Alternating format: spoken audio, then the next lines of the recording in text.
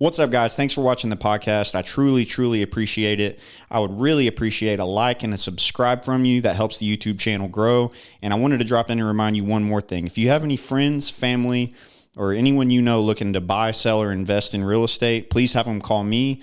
Get in touch with me via email at blake@blakebaker.net or on Instagram at blakebakerrealestate. Enjoy the episode. Welcome to the Under Contract podcast.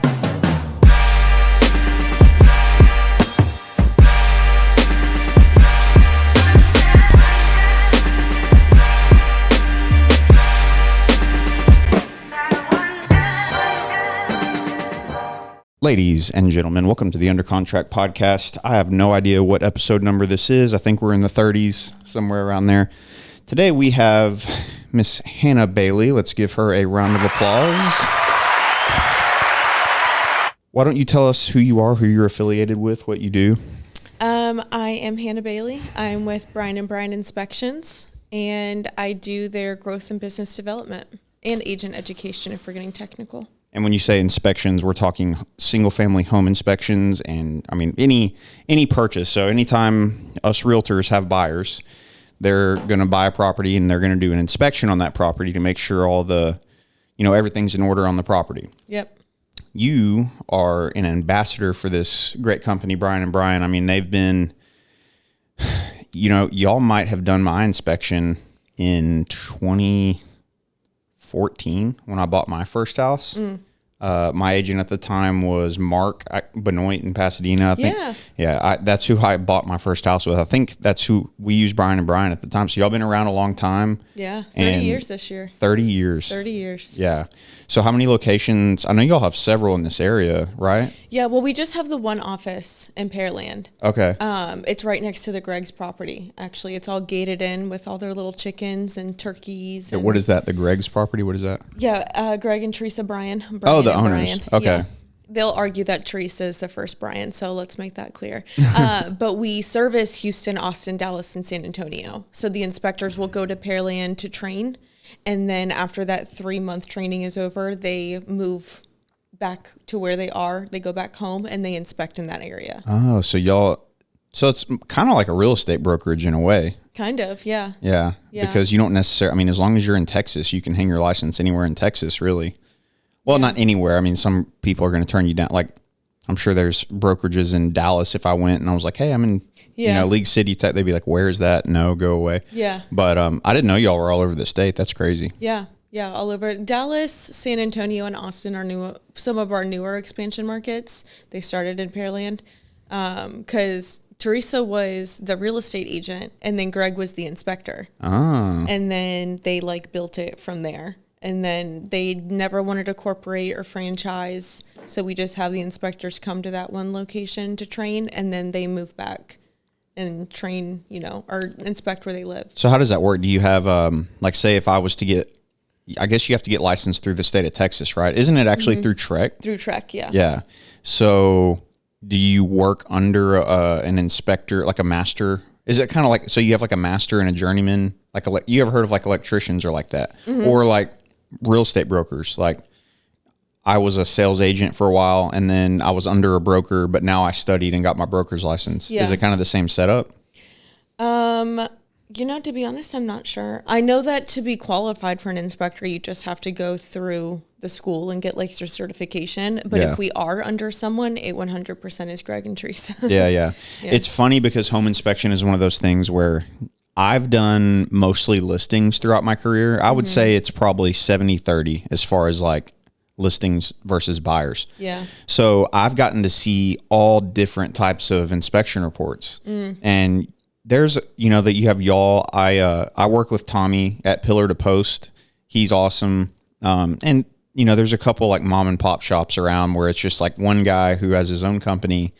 But I've seen the difference between like, I think I've worked with Chance over there. Yeah. Yeah. I've worked with him probably the most out of everybody at Bryan & Bryan, but like a report that y'all send, and especially those ones that have the extra options, like you'll have like a thermal option that you can add, like all the little bells and whistles you can add to the report. I've gotten like one of those loaded ones before, and it is like, it's long. It's super comprehensive. And then I think the shortest one I've ever gotten was, I'm not even kidding, it was 5 pages.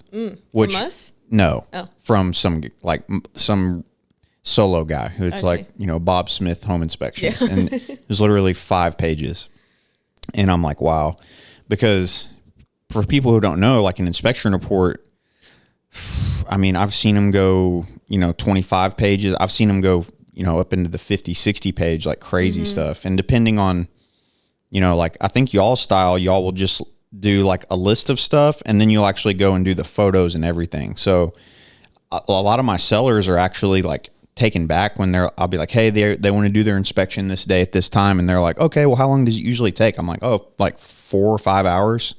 Yeah. Like, Jesus, what takes so long? I'm like, dude, they go through everything. Yeah. Yeah. Yeah. Well, now I don't know if it was the same when you had yours done, but now they're color coded.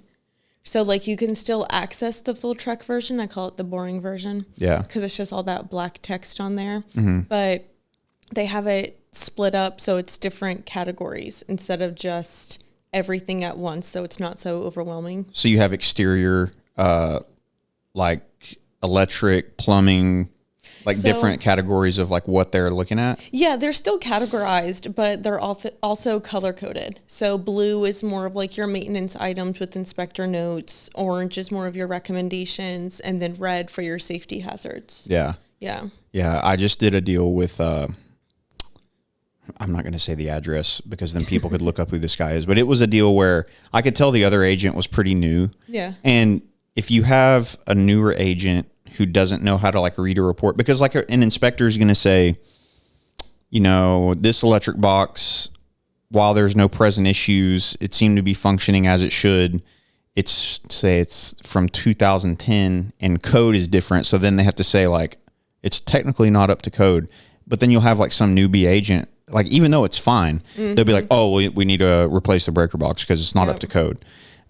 We had an AC deal where it was like, I know the AC is fine. It's like a 2-year-old AC. And he was like, oh, the inspector recommended this, and this. And we ended up not having to do it because I kind of stepped in and I was like, man, it's under warranty. It's a 2-year-old unit, that type of thing. What are some things you see in reports? Like, I mean, I don't know that you actually see the report side of it very often. Is that kind of the case? You don't really go into detail on that type of stuff? Yeah, not really the report. I mean, there's a fine line of how much we can discuss because we're not licensed inspectors. Oh, that's true. But I know enough through it to be able to like help someone through it. Yeah. And the inspectors, they go through this non-alarmist training that we implemented not recently, maybe like 2 or 3 years ago. Yeah.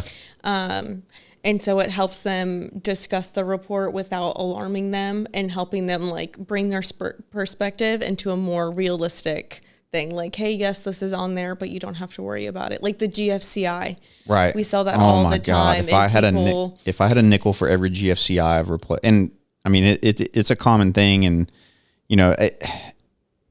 the one I see the most is arc faults, which is like, that was an old thing and now it's not. Or no. It is a thing now and it used to not be. And they want them installed. And my electrician's like, what? Why? What? No. Like, you can't really even go in there and just install that. Yeah. So that's something we run into. So y'all have non-alarmist training. It's like a whole thing y'all like implement. It is a whole thing. Yeah. Because they go through, even after they get their license, they have to do like 3 months of training with us before they're even allowed in the field. So, because the number one thing that you hear is, oh, the inspector killed my deal. And that's not at all what we want. We don't want the inspector to be freaking them out over nothing. We want them to be real and transparent and tell them, hey, this really is not a big deal.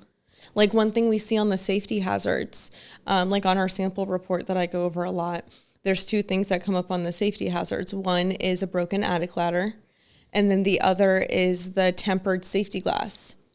Only one of those is a legit safety concern. Yeah, no one wants to go up a broken attic ladder. Yeah. But if you have a home, I don't know the time period. I want to say maybe like the 1960s, but I also feel like I'm kind of making that up. When they built the homes, they didn't have the tempered safety glass.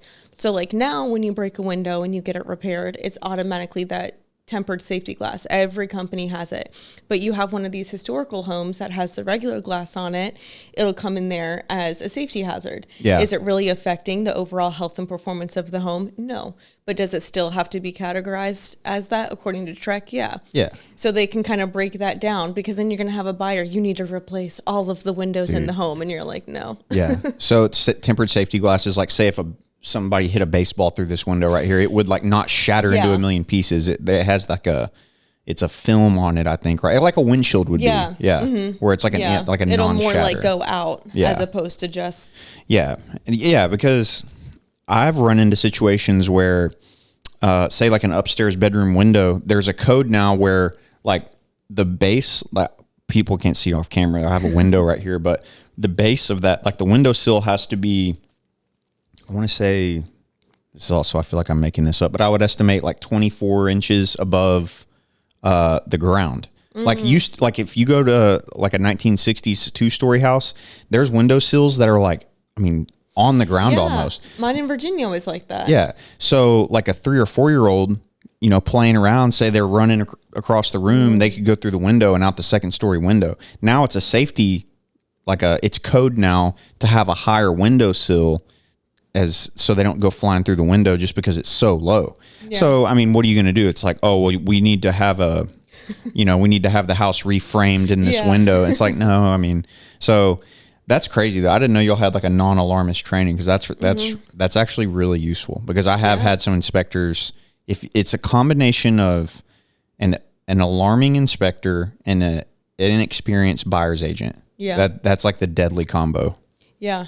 I've even had agents send me, this is like realtor code. You never do this. So like if I have a buyer and we do our inspection and he wants something fixed, I will go in the report and take just that page, right? Mm-hmm. Because if I send them the whole report, it's like then they have to theoretically then go through and disclose everything in that report, which they may or may not have been aware of, and it may or may not even be relevant. Yeah. So like, it's like, if I want something done, I'm going to take that one page out and say, you know, here's what we want done. Yeah. I've had agents just send me the whole report and be like, I'm not even joking. I had this one time, they were like, here's the report. We want everything done.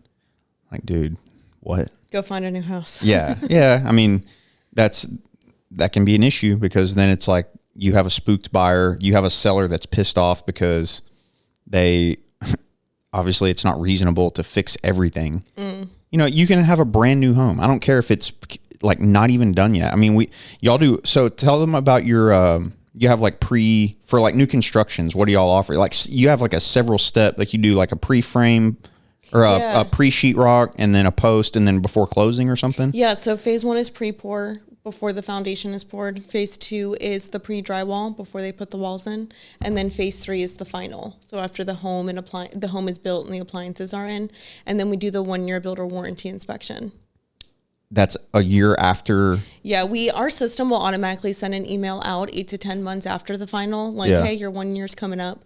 But what a lot of people don't understand is, because a lot of them will say, well, we'll just wait to see how the house settles, and we'll give our inspection report to the builder at the 1-year builder warranty inspection. And they don't understand that the builder doesn't have to fix anything during that time. Like, your time to make sure that the home is built the way that you want it to be built is during those first 3 phases. That's exactly right. Yeah, because then you have the power to say, I'm not closing until this, and this are done. Mm-hmm. Whereas, I mean, you can wait till that 1 year, but the builder has every right to be like, I'm not fixing a dang thing on there. And here's the problem. So I used to actually work for a home builder. That was my first job out of college. And I quickly realized I would rather sell them than build them. Yeah. So one thing that it really caught me off guard was, here I was, first of all, I was brand new, 22 years old, just fresh out of school, no clue what I'm doing. They put me on this job site with 30 homes. I had a guy who was training me, but we're building 30 houses at one time. So they're all going up at the same time. I mean, you're drowning all day. From the time you get there to the time you leave, you're drowning. Yeah. Then they want you to also do warranty work. So say I'm here working on these 30 homes, and then I have some guy, 30 minutes away in another neighborhood that we did that I wasn't even at the company yet, but this development was finished a couple years ago. He's calling me saying, hey, my lawn guy broke my window. Is that under warranty? And I'm like, I have to leave what I'm doing to go over there and do warranty work.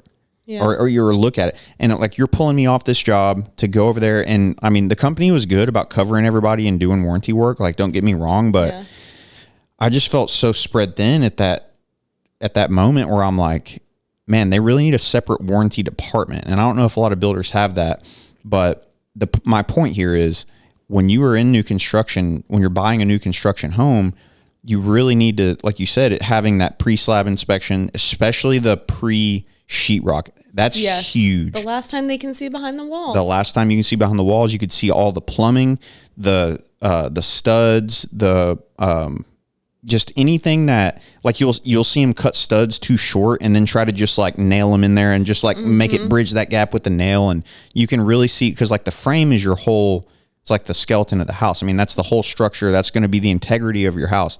So once sheetrock is up, dude, I mean, there's not a whole lot you can see. Yeah, you gotta wait for the final. Yeah. Yeah. So. Yeah, it's rough out there. I went to a builders event a couple weeks ago, and because I mean the new construction is just booming out here. They're buying down interest rates, covering closing costs, but now they're incentivized by how fast they can build them. So like now more than ever, I'm like, it is a beautiful home, but get that inspection. Dude, I was so mad. I had a client who I've been talking to her for, it's been months. And it was the type of deal where they were like, hey, we're going to get with you in the fall. And I think I set a reminder to call them like August 1st, kind of going into fall. And I get that reminder and I hit them up. Hey, how's it going? Just seeing if y'all were ready to get going. And they're like, oh, well, we actually bought a new build. And I'm like, hey, you can't win them all. Like you can't be there. I set the reminder. I did what I should have done. I called them and checked, and they just happened to be looking. Well, they got pulled into the office and they found one they liked. And that's not the point. The point is the builder was like, they were like, we have an agent. And they were like, oh, you don't need an agent. And they were like, oh, we don't? Like, they didn't know, it's their first house. Yeah. And it's not their fault. But they were like, yeah, the builder told us we like didn't need a realtor. And I don't know if they like said like, we'll take some off the top if you don't use an agent. Who knows what they said, but do they have somebody advising them, telling them, hey, we need to send Brian and Brian over there for this 3-phase inspection that's going to cover you from the time you break ground to the time you close. Yeah. And then even after. Yeah. So like they totally didn't get that protection. And that truly makes me sad. Because the builders, I mean, they don't want they really don't advertise for another third party to come in. But it's funny you say that, because the past couple of weeks, that's what I've been focusing on, is trying to reach out to local builders and see who they're using for the phase inspections. And a lot of the time, they're really just looking for code inspectors, which is not what we do. But we're like, yeah, it might be up to code, but is it put together properly? Like anyone can put together a brand new Lego set the wrong way. So yeah. And, and I will say, like, most builders I work with, whenever I'm the realtor on the deal, they're freaking awesome. Like, especially the construction managers. I did a couple deals with D.R. Horton I guess it was early this year. And they were like, yeah, get your inspector out here and just send me the whole report and we'll get on it. And I love that. Yeah, because I think they get it that, hey, we got to treat people right. Let's get this report. Let's fix everything so the buyer's happy. And then it's good for the builder, because then they're not going to have to come out in 6 months and fix X, Y, and Z. They're going to get it all out of the way now. Yeah. Well, and that buyer is going to be going out talking about that too. I read this book recently. It's called Creating Superfans. And it's, making your business towards people that you've worked with, for them to verbally advocate for your business. And I guarantee those buyers are probably telling all of their friends and families, yeah, we worked with D.R. Horton and, we got the inspection done and they fixed everything and made sure we were super happy. Because, the other person who has the complete contrary experience is going to say, yeah, they were shady. They didn't do anything. Yes. Yeah. The thing about leaving reviews, I always say is, me and my wife were recently looking for a nanny, and I was like, hey, look at the reviews, because that your kids is the one thing where, just like if you buy a house that's not done right, your kids, if somebody does something wrong or somebody mistreats your child, you're going to blast them. Absolutely. You're going to go straight to Google and tell the whole world this terrible experience you had. Yep. And home builders, you know, like I said, D.R. Horton, I've had a great experience with them. But I will say, I've had several clients like, hey, have you heard about D.R. Horton? I've heard this and that. I saw on TikTok that they did da. And then you go to their reviews, and you know, people that may not have even had a warranted reason to like go blast them, like those reviews are there. Yeah. Like home building is a rough business, because if you do a perfect job, people are just like, they expect that. Yeah. Again, when I was in the business, this is a $350,000 house. It better be perfect. And I'm like, I understand, but also like perfection isn't real in construction. Like there's gonna be problems. So, but perfection's not real in life, man. No. But I know, I feel like you got to like beg people to give you like, oh, you had a great experience. Can you leave a review on that? And you got to like kind of get them to do that. But they have a bad experience, and they don't think twice about going on there and making a comment about it. Well, very few people are going to, like, anytime I've ever gotten reviews, which I think I still have 5-star Google review, but I always will tell people, hey, would you mind if you feel I deserve it, could you leave me a review? And they'll go do it because they're happy to do it. Yeah. But, reviews are definitely skewed towards the bad. Yeah. Yeah. Well, yeah, you never hear someone saying, if you had a bad experience, can you go on and tell the world about it? And the other deal is, when you work with the general public, people will find reasons to be mad. Yep. Yeah. And y'all probably catch some of let's just be honest, like home inspection is a high liability profession, Yeah. So. Yeah, we catch it, but I mean, with all due respect, a lot of the time that we get to the bottom of the challenge that we're facing, a lot of it comes from a lack of understanding.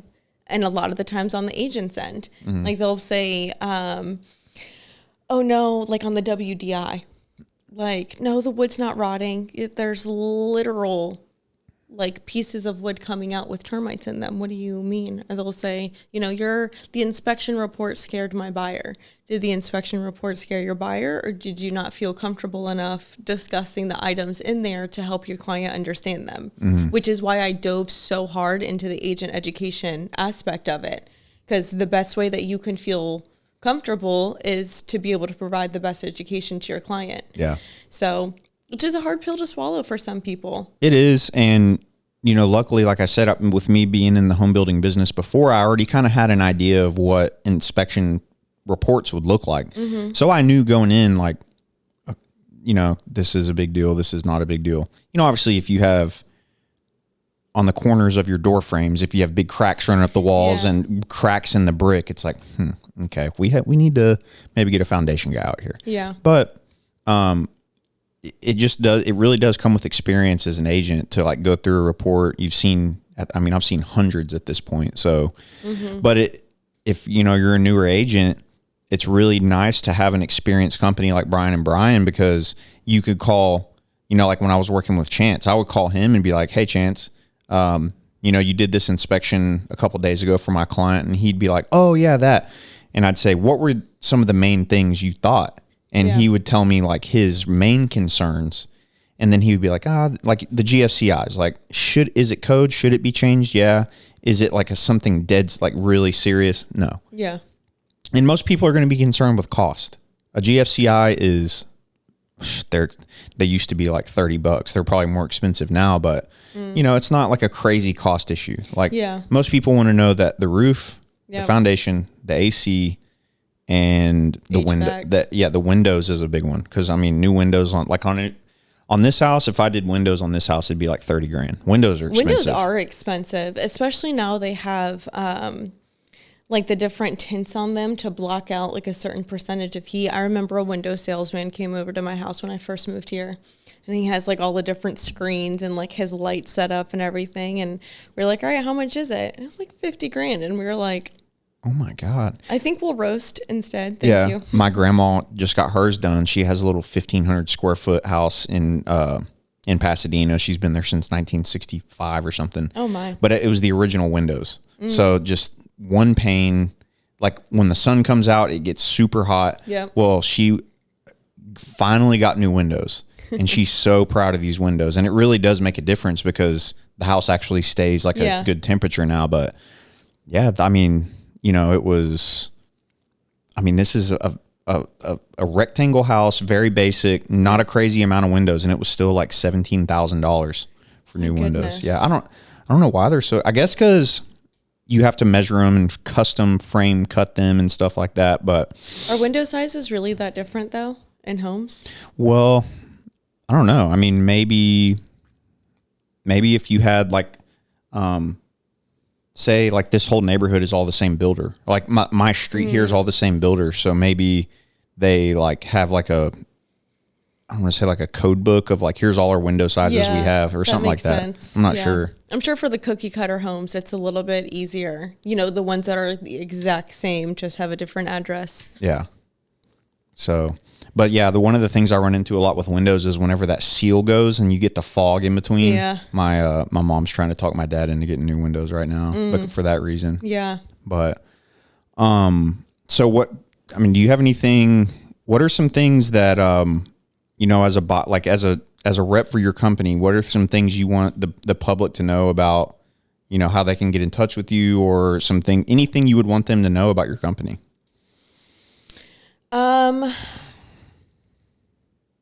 Well, that makes me want to enter into a sales pitch, and I don't know that I want to. Well, so having a quality inspector, of course, is going to be number one. It's not always about who's the cheapest. We hear of other inspectors that do it for $300, which is very true. Yeah, very good on you. But just make sure that they're checking all your boxes. Are those $300 inspections? Does that include your WDI, your pest inspection? Are you getting a free move-in pest service with that? Are you getting the constant support from the company? Not even just the services, but who are you working with? Yeah. Are you able to get all of the information from it? Feel comfortable about your investment that you're making? Are you going to be able to get a hold of these people in a couple years if you need to? Exactly. Yeah. And when you say WDI, for people who don't know, that's wood destroying insect. Yep. And if you don't know, here in Houston, we have two types of houses in Houston. Houses that have termites and houses that are going to get termites. Yep. So and not every company offers WDI reports with their reports. Is that? Yeah. Yeah. We can only do that because we have our own in-house pest control company. Because it's a separate license, right? It is. Okay. Yep. It's a TDA license, Texas Department of Agriculture, I believe. If not, that's a really good way that I just made that up. I hope it is. That's what I've always been calling it. But yeah, through our pest control is how our inspectors are certified to do the pest inspections. And then they do a full indoor and outdoor spray after the buyers move in. Yeah. And that's completely free too. So it's protecting them from any critters that want to look at their new home, and then treating anything that might be in there too. And then we do a lot of free services too, irrigation and sprinklers, digital foundation measurements with a zip level. One big misconception I went through it a lot last year during that drought, is with the foundation movement. People were starting to get little cracks on the walls, and I had a whole brokerage call me and tell me that they had gotten the foundation work done on their entire brokerage, and it ended up ruining the entire building because they didn't actually need it. Yeah. And so making sure that, you're getting the services you need, but also the education moving forward if something does go different. So you're saying that they got the work done on their actual office building, Yeah. and it ruined the office building? Yeah. So what can happen if so I've had deals where, okay, say you have a house that's from the 60s. Mm-hmm. Sometimes your slab will be a little off. I mean, that's any home in this area of Texas, but we have a lot of topsoil here. Yeah. I mean, Pasadena, for example, used to be all strawberry farms, which is like super loamy topsoil. Yeah. You are going to have issues at some point. I mean, period. Absolutely. So, for example, it was actually my first listing I ever had ever. I'll never forget this, in 2017. The slab it was like 3/4 of an inch of fall from like one end of the room to the other. And in that situation, it's like, okay, is it worth it to go underneath and start pounding at the foundation to raise it up? You're going to crack the sheetrock. You're going to throw the doors off to where they don't close right. Now, if you have, I think there's a threshold where they'll say, hey, we have over X amount of fall. We need to get it, we need a foundation company to come in here and fix this. Like, just because you have some fall, it's not always worth it to go in and do the foundation work. Right. So, that, like you said, that office building, they probably went to go move the foundation and it moved everything. And then the frame goes sideways and then the whole building is compromised because it shouldn't have been done in the first place. Yeah. Yeah, absolutely. Honestly, when you don't need the work done, this was how I started the inspection survival guide. Actually, is because of the foundation conversation. Because at first I was like, I don't know anything about this. Then I got super educated on it.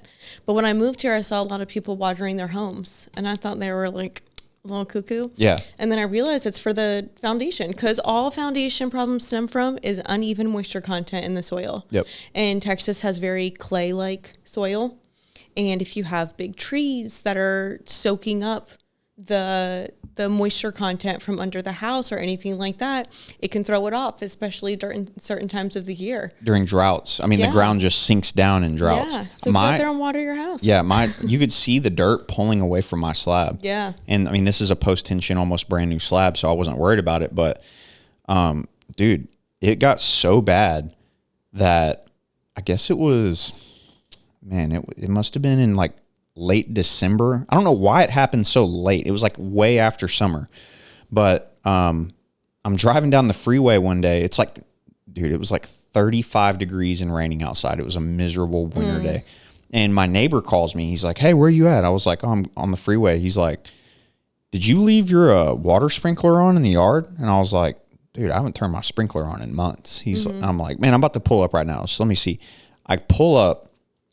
I have my water meter is like kind of in my yard, and then right on the inside, like where it goes into my house, my grass had like ballooned up and it was just spewing water. Oh my goodness. I was like, dude, like I didn't know what happened. So I called League City. They were like really responsive, actually. They came out immediately and cut it off, and they were like, okay, I got good news and bad news. I was like, all right, give me the bad news first. Yeah. He was like, it's on your side of the meter, which means it's not on the city. Like, I have to pay for whatever. But what had happened was the ground had sunk in so much that it broke my water main. Oh my goodness. The main service into my house. And keep in mind, this is a 4-year-old house. Yeah. So like the soil moved that much to where it literally broke the pipe. And I'm like, I've never even heard of this ever in my life. Like my grandparents have been in the same house for 60 years. That's never happened to them. He was like, dude, it's because the soil has moved so much. And I think what had happened was the combination of cold and a lot of rain had like ballooned the soil back up. Yeah, made it expand. So it moved and broke the freaking water main. He was like, we've had like over 70 calls just this weekend on this same thing. Oh my goodness. Yeah. I'll tell you why it took so long though. 3 months is the period between the problems of the foundation and then the effect of it. It's like the cause and effect, which is why at the end of the summer, we were seeing so much problems from the drought that had happened. And then like after the summer had ended. Yeah. Yeah. Fun fact there. Do y'all work with, do y'all do like referrals? Like if somebody needs a foundation company, do y'all refer people out? Yeah, we actually have a client-based recommendation list. We don't partner with any contractors. We don't at this time have any contractors on the team, but we've been around 30 years. So as buyers, sellers, current homeowners have gotten work done on their home, they've let us know of companies in the area that they use that they really liked.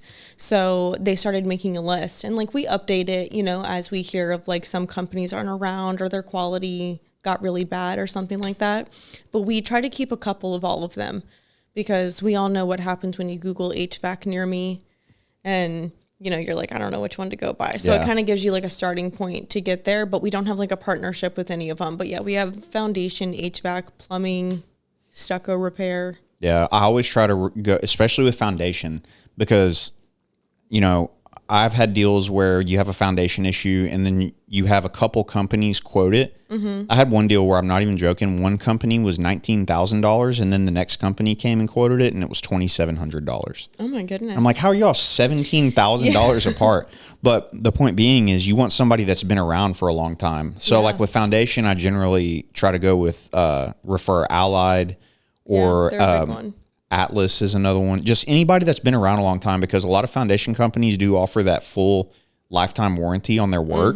So it's like if you use Joe Blow's foundation and you have issues 5-10 years from now and you go to call them and it's like, the number you're calling is no. Yeah. It's like, what's the point of having a lifetime warranty if they're not going to be around? And making sure it's transferable too, because we've run into that where it's non-transferable. Like, yeah, it's a lifetime warranty, but you can't transfer it to the next buyer. Even with new construction, because you can, when you close, they'll tell you, and I always tell my clients, after closing, the first thing you do is you come back to this house, you look up every phone number on every appliance in this house, your AC, your range, everything, and register the warranty under your name. Because if you don't, within like 30 or something days, you lose your warranty. Yeah. I made that mistake on my last house and had to buy an AC coil. Oh, no. Or a condenser. Yeah. So. Yeah, our AC went out one time and we were in North Carolina. And apparently they like didn't make that AC anymore. And the Freon was more expensive than what it would be to just replace the whole unit. You had R22 refrigerant. So in 2010, they went from I think it's called R22. They went from R22 Freon to R410A Freon. So if you have a unit that's 2010, I want to say the year is 2010, but if it's before 2010 or before, if you need Freon, it's like, dude, it's like you have to get it on like the black market. Yeah. It's like impossible to find. Yeah, it was insane. They were like, you're going to be paying an arm and a leg for this. So I was like, all right, just replace it. Yeah. But it was also, 2 months before I moved here? Oh, well, but I was like, it's good for the next buyer. Yeah, you sold the house? Well, then you would have had the issue anyway. Yeah. Because I've had that same issue. I had a listing in Pasadena where it was like the whole is it SR? It's R22. Yeah, SR22 is an airplane.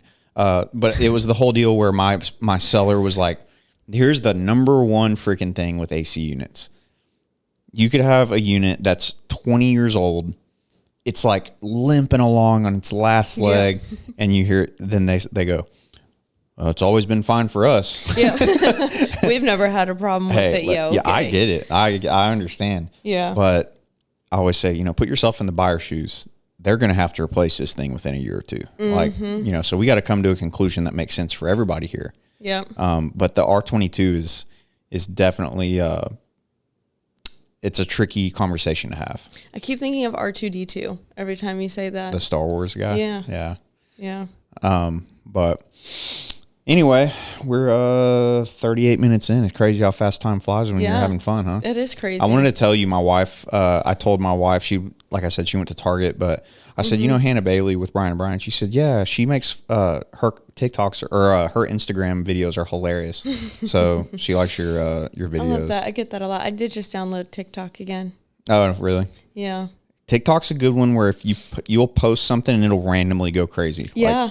Yeah. Yeah. It's weird how that works. It's always the dumb ones too. It is. The dumb, funny ones that go the wildest. I've had a couple go like several 100,000 views and it was like stuff that I thought didn't even think twice. And then the ones where I'm like, okay, I'm really going to try. I'm going to try. It's like 5 views and I'm 4 of them. Yeah.